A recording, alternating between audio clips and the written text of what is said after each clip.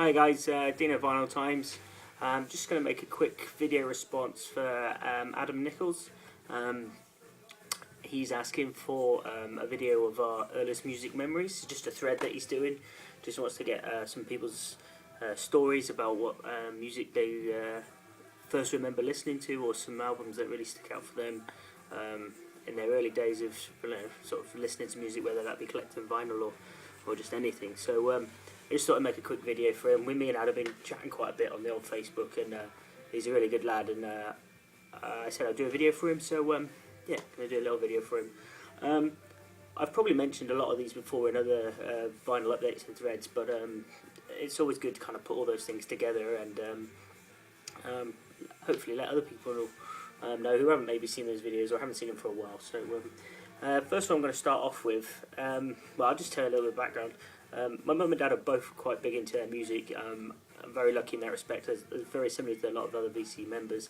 My mum and dad both liked different types of music. My dad was very similar to me, liked a lot of the early 60s beat music, like The Who, The Small Faces, The Kinks, Traffic, bands like that. And my mum was a little bit different. She liked lots of bands like Led Zeppelin, Deep Purple, who my dad, he thought were a bit sort of, these long-haired punks and all this kind of stuff, and Mum really digged it. So it was quite good because I got a really sort of good balance sort of upbringing of that kind of music. So some really good influences, really. In the later years, my dad, he really liked stuff like Eric Clapton. He liked Dire Straits, that kind of thing. So he was a bit more soft. He was never really into anything proggy or Genesis. He liked Phil Collins, but he was never really into prog or anything like that. And my mum in the later years, she started quite getting into her folk music. So as I was growing up, I had quite a lot of influences. And my brother and my sister are big into their music as well. Not so much now, but my sister she was really big into Bon Jovi and Madonna when we were growing up. So we always kind of had that around. And I was just doing my moddy Oasis, wanting to be somebody from the Kinks or Small Faces, over the Ocean Colour Scene type thing, which nobody else really picked up on in my house, bar my dad, who was like, I've heard all this before, I've heard this before. So yeah, I mean, that kind of explains the situation with regards to sort of family. But as a family, where I think a lot of music comes from, or influences come from, when I was young, my dad was in the Royal Air Force, as I was in my later years. And obviously in the Royal Air Force, in the military, you move around quite a lot. So as my dad did, sort of every 3 years of my life, we were always moving somewhere. And so we lived all over across the country. We lived in different parts of England. We lived in different parts of Scotland. And we also lived in Germany twice in the time my dad was in the military. And it was in Germany, really, where I first remember having sort of any kind of recollection of music. Remember listening to music, sort of actual artists, and picking up on artists. And one of the first artists I ever sort of remember picking up, or remember sort of, when I say picking up, I mean sort of picking up on and sort of realising they're an actual act and they're actually playing their instruments and they're actually making music and not sort of just sort of cartoon music, as you might say. And I just vividly remember this cover, and I still remember sort of being in we used to live in this big massive block of flats type thing when we lived in Germany, and I just remember my dad's LPs were always sort of strewn across the floor from like the party he'd had the night before and stuff like that. Dad, bless him, he loved his music, but he didn't look after his records as best as as some people do. But yeah, it was always kind of strewed across the floor. So, and I always used to pick up this album. And I know I've shown it, and I've literally just got, this is the second copy of this I've got now, but it's Bruce Springsteen's Born in the USA. I just remember it vividly from being, it must have been I don't know, 4 or 5 maybe. This has got to be what, I don't even know what year this is, this was 84. So, in 1984, I was 3 years old, but I'm not saying that was the year I remember it. I mean, they might have had it for a couple of years before I remembered it. I just remember, Born in the USA, yeah, that song was sort of such a big hit back then. I just sort of played with my plastic guitar that I had at the time and sort of stood in front of the mirror, thought I was Bruce Springsteen.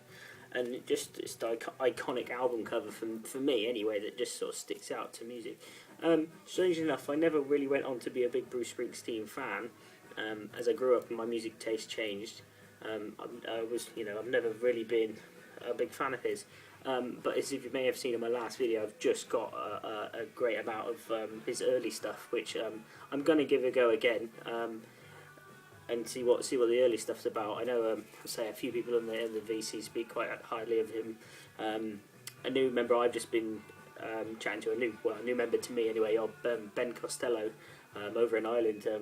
He made a little video today about some of his Bruce Springsteen stuff, and I obviously know John Staffhouse. He's a massive Springsteen fan, so I'm definitely going to give him another go. But this just really has to be one of my earliest memories, if not the earliest memories of music.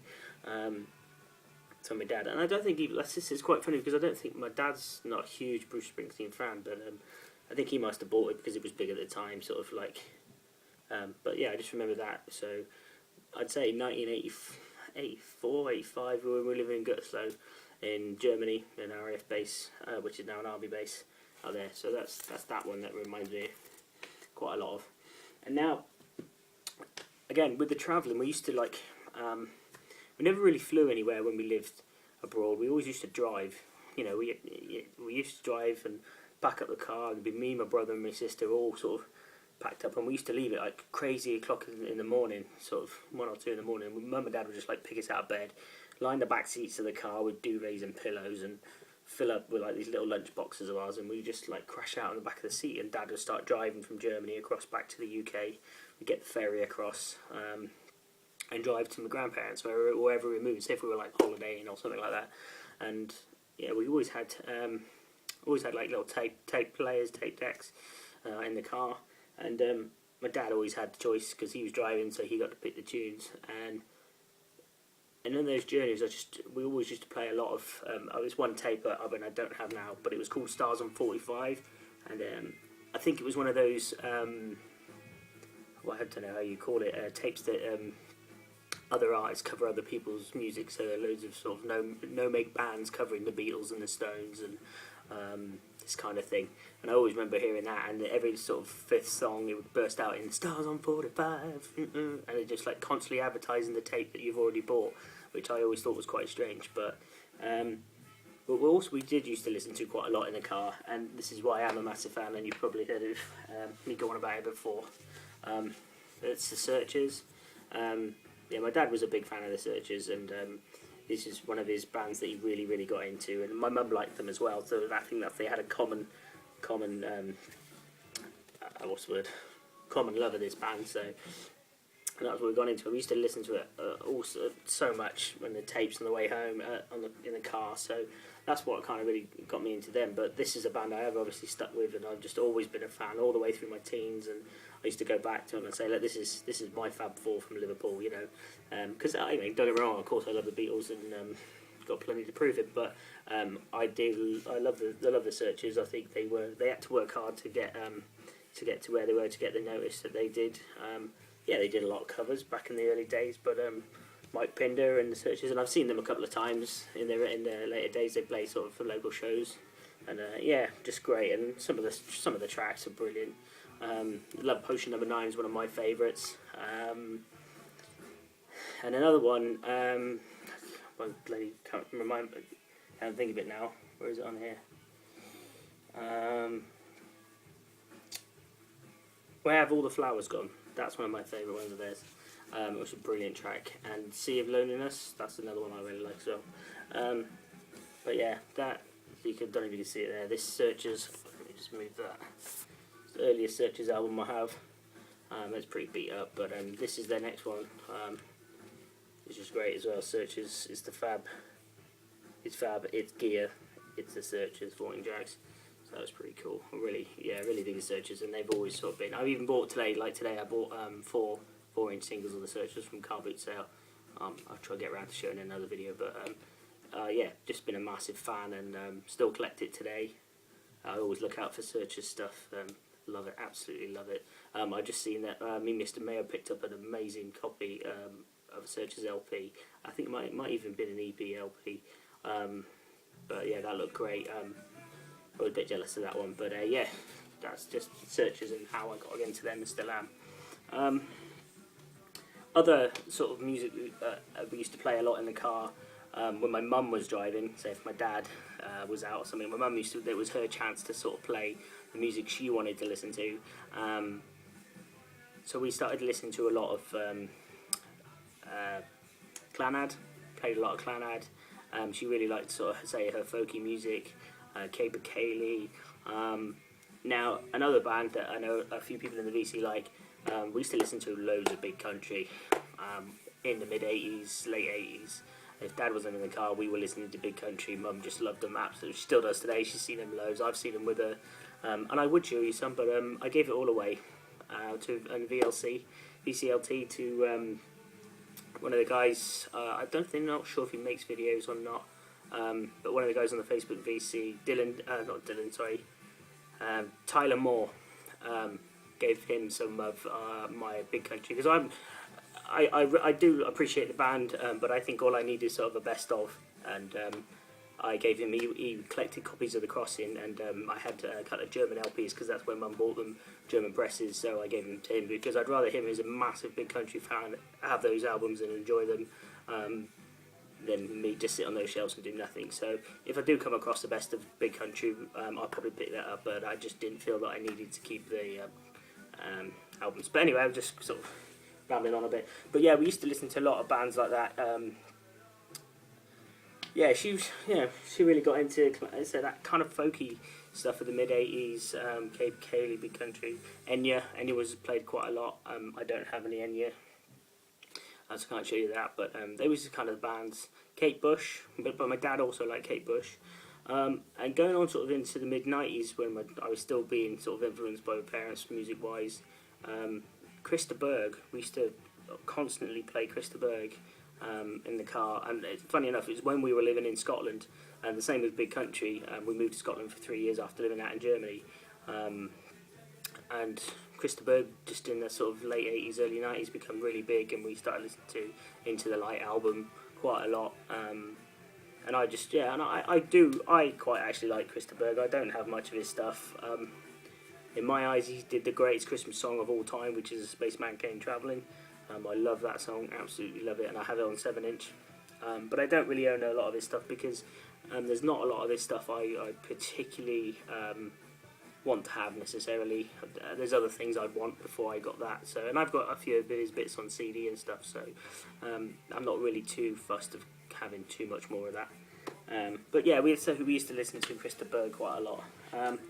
I was just going to show you this one. This is a Clannad collection. I picked this is probably the second album I ever bought.